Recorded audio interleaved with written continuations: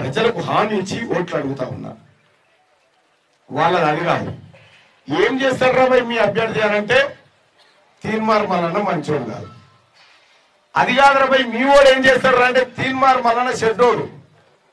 ఏమన్నా అర్థం పరదం ఉందా? తీన్మార్ మల్లన్న షెడ్డోడు ఈ మునుగోడు గడ్డకు తెలియదా? ఈ మునుగోడులో ఉన్నటువంటి ప్రతి బిడ్డకు తెలియదా?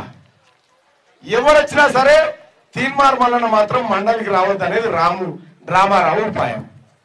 ఎందుకంటే వస్తే పడవిటి తొక్కుతాడు కాబట్టి, రేపు పొద్దుగాల వీళ్ళు చేసిన అన్ని అవినీతుల మీద ఎంక్వైరీకి డిమాండ్ చేస్తాడు కాబట్టి, హౌస్ కమిటీ ఏమంటాడు కాబట్టి రావద్దట. రావద్దని ఇలా దాదాపు 1000 ఏమో పంపించినట మునుగోడుకు. ఎట్లనే చేసి పట్టభద్రులంతా టీఆర్ఎస్ పార్టీ మీద గుద్దాలని చెప్పి 1000 పంపించిందట. కాంగ్రెస్ పార్టీ శ్రేణులారా, ఆ టీఆర్ఎస్ వాళ్ళు పంచుతుంటే దయచేసి అడ్డుకోకూడదు. క్షేమంగా పలాని లేదంటే ఒక గాఢం చూపేరు కానీ ఇచ్చిపోకూడదు. ఉన్న కాడికి పైసలన్నీ వంచితట్టు చేసి పోయినసారి పల్లా రాజేశ్వర రెడ్డి కూడా 150-200 కోట్లు ఖర్చు పెట్టాడు. ఏమైంది? జర్ర ఆది తొలిసిపోయేది ఆయన పని. కానీ కర్మ కానీ 17,000 దొంగోట్లతో గెలిచిండు. ఇవాళ ఈ ఎన్నికల్లో సోదరులారా ఖమ్మం క్లీన్ స్వీప్ చేయబోతా ఉన్నాం. వరంగల్ 75% ఓట్లు సంపాదించబోతా ఉన్నాం. ఇక నల్లగొండలో 70% ఓట్లకి తక్కువ వచ్చే పరిస్థితి లేదు.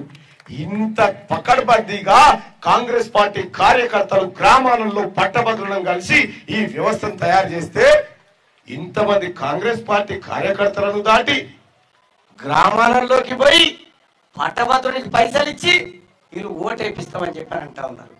పట్టభద్రులారా సోదరులారా, టీఆర్ఎస్ పార్టీలు పైసలు ఇస్తే విడిచిపెట్టకూరి. ఎందుకంటే ఎందుకు చెప్తా ఉన్నా అంటే సోదరులారా, అమ్మ పెట్టది అనుకోని అన్నట్టు నేనైతే తీయలేను. ఇచ్చేటో నేను ఎడగొట్టాలి. కాబట్టి